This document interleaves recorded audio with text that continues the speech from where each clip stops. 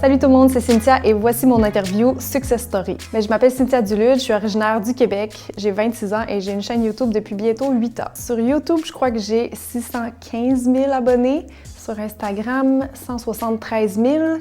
Twitter, j'y vais pas souvent, mais je pense 35 000 abonnés. Facebook, j'ai 100 000 abonnés à peu près. Ma motivation de départ pour commencer ma chaîne YouTube, en fait, c'est que je venais de terminer mon cours de maquillage professionnel et j'avais tout simplement envie de partager mes nouvelles connaissances avec d'autres femmes. Au début, je me disais toujours d'autres femmes québécoises, mais finalement, c'est ça qui est le fun avec YouTube, c'est vraiment international et maintenant, j'ai plus d'abonnés en France, en fait. Mes parents ont vraiment bien pris le fait que je fais des vidéos sur YouTube, ils n'ont jamais vu ça comme un problème. Mes proches aussi, en fait, tout mon entourage a été très supporteur de ça. Personnellement, je pense que je suis chanceuse, mais j'ai jamais eu aucun problème. J'ai eu toujours que des encouragements. Ma première vidéo sur YouTube, je pense en fait qu'elle n'est plus en ligne parce que dans le temps, je savais pas qu'on n'avait pas le droit d'utiliser de la musique qui nous appartient pas.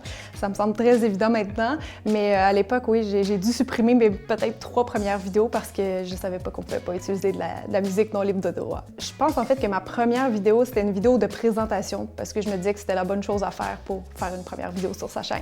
Je regardais déjà beaucoup de chaînes, mais plus des américaines. Je trouvais qu'il y avait comme un manque à l'époque dans les vidéos beauté en français, donc c'est vraiment ça qui m'a motivée à me lancer. Je me suis jamais fixé vraiment d'objectifs sur ma chaîne parce que je trouve qu'on n'a pas vraiment le contrôle de ça. C'est le public qui décide, puis tu peux espérer avoir un certain nombre d'abonnés en un certain temps et tout ça, mais perso, ça n'a jamais été ma façon de faire les choses. Le processus, en fait, pour faire une vidéo, pour moi, c'est de trouver les idées en premier. J'ai toujours une banque d'idées, en fait. J'en ai même qui date de justement il y a 8 ans que j'ai pas encore faite sur ma liste. Donc, je trouve l'idée, je vais développer. Souvent, je vais prendre juste comme un carnet puis noter mes idées. Je vais jamais faire un texte, là, c'est pas scripté, mais je vais faire les grandes lignes de la vidéo pour être sûre d'être efficace quand je tourne. Après ça, je fais tout moi-même, donc le tournage, que ce soit une vidéo de maquillage ou autre, je peux filmer des fois pendant 3 heures facilement. Puis après ça, je vais faire le montage qui me prend beaucoup de temps aussi. Souvent, c'est minimum 8 heures, je dirais. Et ensuite, on publie, tout ça prend du temps, on répond aux commentaires et on partage sur les médias sociaux. Moi, je me classe assurément dans les YouTubers beauté. En fait, quand j'ai fait mon cours de maquillage, j'ai pas seulement appris le maquillage beauté, j'ai aussi vu un petit peu le maquillage d'effets spéciaux, donc plus cinéma.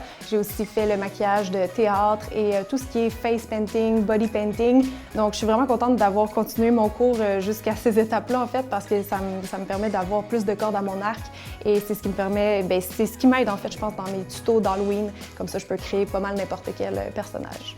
L'inspiration est vraiment partout pour moi, autant des suggestions de vidéos de la part des abonnés, autant les magazines, Pinterest, les médias sociaux en général, et il y a aussi les tendances sur YouTube qu'on peut toujours s'inspirer, bien sûr. C'est la raison pour laquelle je suis en France en ce moment. J'ai été invitée au Art to Play de Nantes. Ça fait quelques années seulement que ça existe. C'est un festival de pop culture, manga et tout ça. Et j'ai été invitée là, en fait, pour faire des démos maquillage sur scène, justement des maquillages non beauté et aussi rencontrer mes abonnés. Un maquillage non beauté, ça va me prendre toujours plus de temps qu'un maquillage beauté, c'est évident. Surtout quand c'est mes tutos d'Halloween parce que ça implique aussi un costume, les cheveux et tout ça. Je fais beaucoup de DIY là-dedans.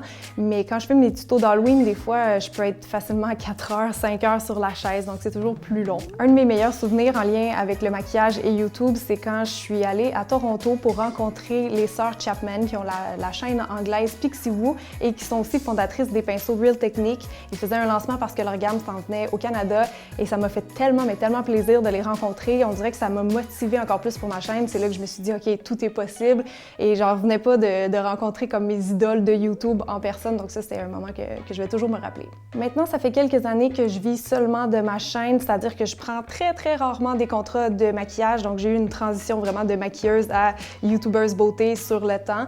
Et ouais, c'est pas mal YouTube et mon blog et les réseaux sociaux en général maintenant qui me font vivre. Moi, je pense que je suis assez chanceuse. J'ai une communauté quand même assez positive, je dirais. C'est sûr que comme tout le monde, plus on est connu, plus il y a des gens aussi qui nous aiment pas, qui nous suivent à travers ça.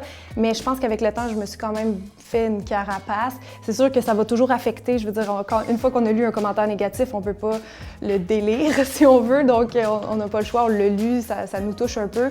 Mais je pense qu'il faut en prendre puis en laisser aussi. Je pense que pour se lancer aujourd'hui sur YouTube, étant donné qu'il y a beaucoup plus de chaînes à l'époque que moi quand j'ai commencé, il faut vraiment arriver avec un concept fort. J'ai l'impression qu'il faut y aller dans l'humour ou vraiment à emmener beaucoup de sa personnalité pour se démarquer et être unique parce qu'au final, les gens, c'est toujours ça qu'ils recherchent sur YouTube, c'est l'authenticité.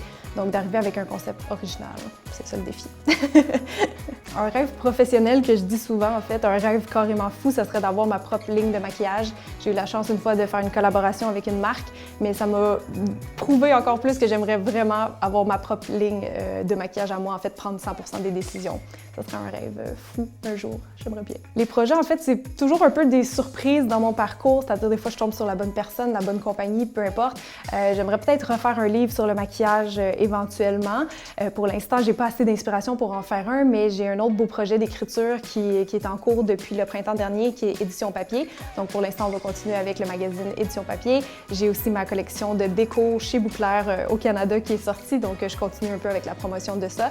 Mais pour la suite des choses, à part continuer YouTube et tout ce que je fais en ce moment, seul l'avenir nous le dira. En terminant, je pourrais vous dire de croire en vous parce que vraiment, si vous le faites, il y a des belles choses qui vont vous arriver. Merci d'avoir été là tout le monde, puis si vous voulez me suivre, mes réseaux sociaux, c'est partout Cynthia Dulude, donc ma chaîne, j'ai aussi une chaîne de vlog, j'ai mon Instagram et tout ça, mais c'est Cynthia Dulude partout, donc super facile à trouver. Bye!